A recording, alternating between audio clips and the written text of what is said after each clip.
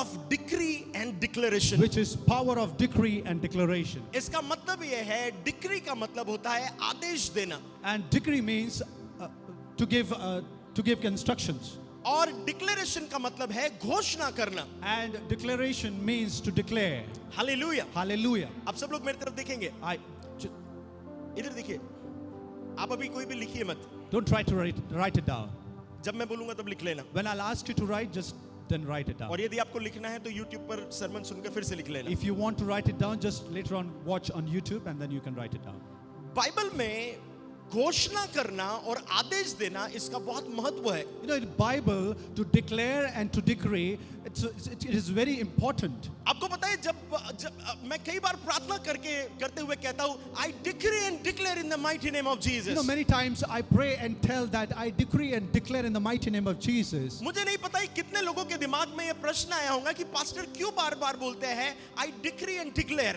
I don't know how many of you had that question in their mind that pastor many times tells us I decree and declare. और कई pastors जो है इस बात को कहते हैं कि I declare this thing upon your life. And many pastors says that I declare this upon your life. कई पास्टर कहते हैं I decree this thing upon your life. And many pastors says that I decree in your life. और कई लोग कहते हैं I decree and declare in the mighty name of And Jesus. many of them say that I decree and declare in the mighty name of Jesus. तो ये decree और declare है क्या? So what is the meaning of this decree and declare? ये आदेश देना और घोषणा करना है क्या? So what is this meaning of decree and declare? इसलिए बहुत ध्यान से सुनिएगा. Now try to listen it carefully. जब आप इस आदेश देने के विषय में पढ़ते हैं, When you talk about declaration, Bible के अनुसार आदेश देने का मतलब यह है एक लीगल वर्ड को कहना. you know, to have that decree, it means to say a legal word. और लीगल वर्ड को कहना मतलब कुछ कानूनी वर्ड को लिखना. You know, legal word means all those laws to be written. आपको पता है कानून में या फिर कानूनी चीजों में अगर कुछ लिख दिया जाता है, You know, in legally, if something is written, उसे कैंसिल नहीं किया जा सकता है. you cannot cancel those words. इधर बहुत ध्यान से सुनिए. Try to listen it carefully. कुछ बातें हैं जो कानूनी तौर पर अगर लिख दी गई, You know, there are some things which is written legally, जिस प्रकार से हमारा संविधान लिख दिया गया, the same way our rules and regulations, our law is written, वो संविधान को बदलना बड़ा मुश्किल है. and to change that law is very difficult. वो संविधान को चेंज करना बहुत मुश्किल है. To change that law is very difficult. और बाइबल में जो कुछ लिखा हुआ है, And in Bible, whatever is written, जो कुछ घोषणाएं लिखी हुई है, whatever declaration is written, उन्हें चेंज करना बहुत मुश्किल है. it is very difficult to change. इतना ही नहीं, बाइबल कहती है कि जो कुछ प्रभु ने कहा है वो बिना पूरा हुए नहीं रहेगा. Not only this, in Bible it is written, until and unless it is not fulfilled what God has promised, it will not be fulfilled. It will not be जो done. कुछ भी प्रभु के वचन में लिखा हुआ है, Whatever is written in the word of God, जहां पर हम लोग डिक्री वर्ड को समझते हैं, where we understand the word of decree, decree का मतलब यह है लीगल फॉर्म में कुछ आपने बोल दिया. no, decree means whatever you have said legally. Decree का मतलब यह है आपने कानूनी तौर पर कुछ बोल दिया. Decree means legally you have said something. आपने कानूनी तौर पर कुछ कह दिया है. And legally you have said something. अब बहुत ध्यान से सुनिएगा. Now try to listen carefully. Declaration का मतलब क्या है? What is the meaning of declaration? घोषणा करना. To declare. और घोषणा का भी हम आज बहुत सारी चीजों को सीखेंगे. And we'll try to understand more about declaration. Bible में घोषणा करना और आदेश देना इसका बड़ा महत्व है. You know, in Bible, to give declaration and decree, there is a lot of power in it. इतना ही नहीं, परमेश्वर ने इस घोषणा करने को अपनाया है. You know, not only this, God has taken or received how to do this decree and declaration. Decree का मतलब है आदेश देना. You know, decree means to give instruction, किसी काम के लिए आदेश देना. to give instruction for any kind of work. आपको पता है, जब परमेश्वर ने इस पृथ्वी का, इस आकाश का, सारे ब्रह्मांड का निर्माण किया, वो परमेश्वर ने डिक्री कर आदेश देकर और कहकर कहा. You know, when God has created this world, this universe, He has created by His instructions. आप लोग मेरी बात को समझ रहे Do हैं? you understand what I say? जब आप बाइबल में जेनेसिस इसका पहला अध्याय इसकी तीसरी आयत पढ़ते हैं, When you read Genesis 1st chapter 3rd verse, आप इसकी छठवीं आयत पढ़ते हैं, and then you read 6th verse, आप इसकी 9वीं आयत पढ़ते हैं, and then you read 9th आप verse, इसकी 12वीं आयत पढ़ते and हैं, then you read 12th verse, पढ़ना नहीं है. you don't have to read it. अब सर्च भी नहीं करना है, You don't have to search it. सिर्फ सुनते जाइए. Just listen it. जब आप तीसरी आयत पढ़ेंगे, When you read third आप verse, छठवीं आयत when पढ़ेंगे, you read sixth आप verse, नवीं आयत पढ़ेंगे, when you read ninth वहां पर verse, लिखा है परमेश्वर ने कहा. and it is written there that God said. Bible में लिखा हुआ है जब परमेश्वर ने कहा. God said, the Bible it is written, when God said, जहां पर कहने का मीनिंग है उसे हम कहते हैं डिक्री करना. it means where you say it means to decree. और डिक्री करने का मतलब है परमेश्वर ने आदेश दिया. Decree means where God has given those instructions. जैसे प्रभु ने आदेश दिया, The way God instructed, सब कुछ बनने लगा. and everything started creating. बहुत ध्यान से सुनिएगा. Try to listen carefully. जब परमेश्वर ने कहा, You know, when God said, अर्थात परमेश्वर ने डिक्री किया. it means He has instructed. जब परमेश्वर ने आदेश दिया, When God has given instructions, तो जब परमेश्वर किसी बात का आदेश देता है, when God is giving any kind of instruction, वो पर्टिकुलर वर्ड जो है वो काम करना प्रारंभ करता है. particular words start working. सो परमेश्वर ने कहा कि आकाश का निर्माण हो जाए. You know, when God said that let there be sky, और वो निर्माण हो गया. and it had been created, परमेश्वर ने कहा पेड़ पौधे बन जाए. and God said let there be plants, और जो परमेश्वर कहते गया वो बनते गया. and whatever God instructed, it happened. इसका मतलब ये है, डिक्री का मतलब है, It means, the decree means, आदेश का मतलब ये है, to give that instruction means, जो कुछ प्रभु के मुख से निकला whatever has come out from the God's mouth, वो पूरा होने लगता है. and it has been started fulfilling. आप समझ रहे हैं मेरी बात? Do you understand what I'm आप saying? समझ रहे हैं मेरी Do बात? you understand what I'm हाँ saying? या ना? Yes or no? आपको आज समझना पड़ेगा. You have to understand this. आप बिना समझे नहीं रह सकते. You cannot stay here without understanding it. क्योंकि आज के बाद आप भी डिक्री और डिक्लेयर करेंगे. Because since today onwards, you will also start doing decree So and declare. परमेश्वर ने डिक्री किया, So God has started giving that decree. परमेश्वर ने आदेश दिया, God has given that instruction, और सृष्टि का निर्माण हो गया. and then the universe has created. Hallelujah, Hallelujah. Hallelujah. Hallelujah. आप समझ रहे हैं मेरी बात? Do you understand what I'm saying? आप समझ रहे हैं नहीं? Do you understand what I'm तो saying? परमेश्वर ने आदेश दिया, So God instructed, और वो सारी चीजें निर्माण हो गई. and then everything was created. सो हमने पहला जेनेसिस पहला अध्याय तीसरी आयत में देखा, And then we have seen in Genesis 1st chapter 3rd verse, परमेश्वर ने कहा और निर्माण हो गया. God said it is created, it has been created. सब चिल्लाकर कहिए कि परमेश्वर के कहने में निर्माण करने की सामर्थ है. Everyone say that God, when He instructs, everything creates. सब जोर से कहे, प्रभु का कहना मतलब प्रभु का वचन. सो प्रभु के वचनों में निर्माण करने की सामर्थ And है. everyone say the word of God has that power to create anything. Hallelujah. Hallelujah. परमेश्वर का कहना मतलब परमेश्वर का वचन, और परमेश्वर के वचन में निर्माण करने की सामर्थ है. You know, to say whatever God says is the word of God, and word of God has that power to create.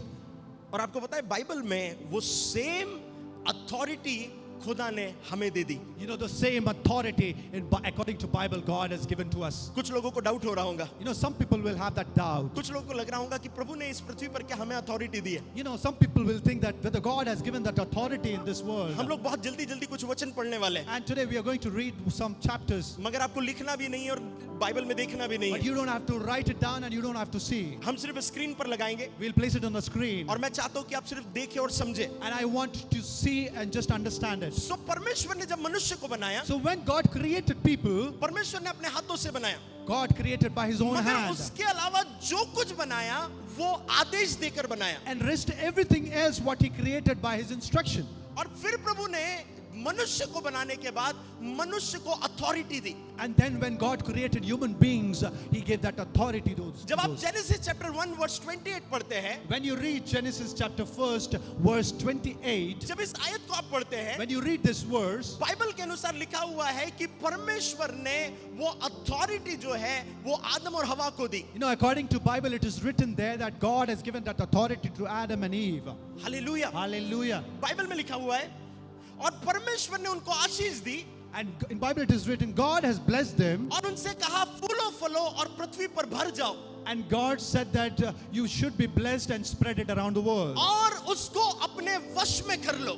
And then try to take that control on you. Try नहीं करना है, कर लो. You have to take the control on it. Bible कहती है उसे अपने वश में कर लो. Bible says that you have to take the control on it. इसका मतलब यह है कि प्रभु चाहता है It कि means इस पृथ्वी पर आप कंट्रोल करें. It means God wanted you should take the control on this world. पता है और एक बाइबल वर्स में ऐसा लिखा हुआ And है, one more Bible verse that is written. कि परमेश्वर ने हेवन जो है वो अपने लिए बनाया, You know, God has created heaven for himself. मगर परमेश्वर ने धरती जो है वो मनुष्य की संतान को दी है. But then God has created this world, this earth to the human beings. वचन संहिता 115 इसकी 16वीं आयत. And Psalm chapter 150. सब लोग इधर देखिए. हालेलुया. Hallelujah. वचन संहिता Psalms 115 इसकी 16वीं आयत. 115 chapter 16 verse. जल्दी जल्दी जल्दी इधर देखें. इधर इधर चेयर से बिठाइए बिठाइए बिठाइए.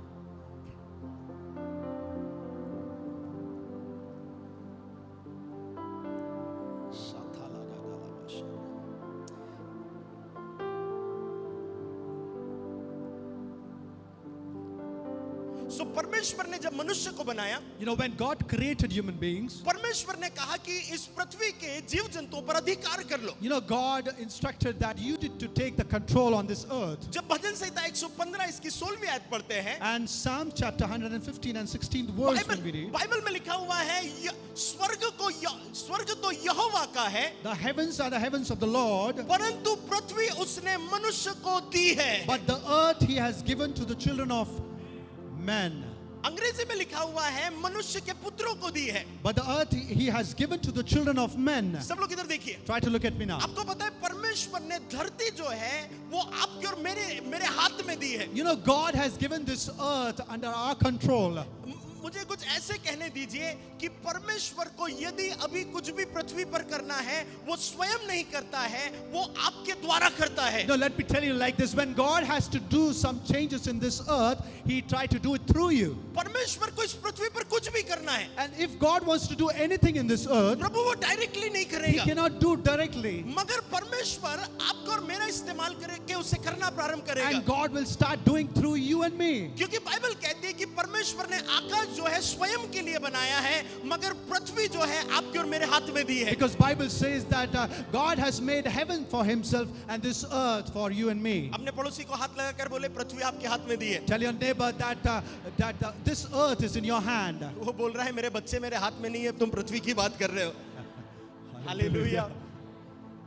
अरे बोलिए, मेरे बच्चे मेरे हाथ में नहीं, आप पृथ्वी की बात कर रहे हो. My children are not under my control. How can I take the control on this कुछ earth? पत्नी बोल रही मेरा पति मेरे हाथ में नहीं है, आप पृथ्वी की बात कर रहे हो. Some wife was telling that my husband is not in my control. How can I take the control on this आपको earth? पता है, आपको तरीका नहीं पता है, अदरवाइज आप सब चीजों को कंट्रोल कर लेते. You know, you don't know about this thing, but you would have controlled this thing. सब लोग मेरी तरफ ध्यान से Try देखिए. to look at me now. आप है यहाँ पर. Are you here with me, church? Hallelujah. Hallelujah. Hallelujah. Hallelujah. आज आपको बहुत अच्छा तरीका बताने वाला हूँ. Now today I'm going to give you a good way. आप कंट्रोल कर पाएंगे.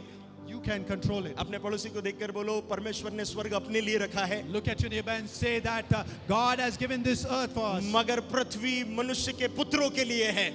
The earth is given for us and the heaven is for the आप अपने Lord. पड़ोसी को ऐसे नहीं बोल रहे जैसे आपको बोलना चाहिए. फिर से देखकर बोलिए स्वर्ग परमेश्वर के लिए है, परमेश्वर ने पृथ्वी आपके लिए रखी है. Tell your neighbor that the heaven is for the Lord, but this earth is for you and me. और एक बार बोलिए. Tell it again.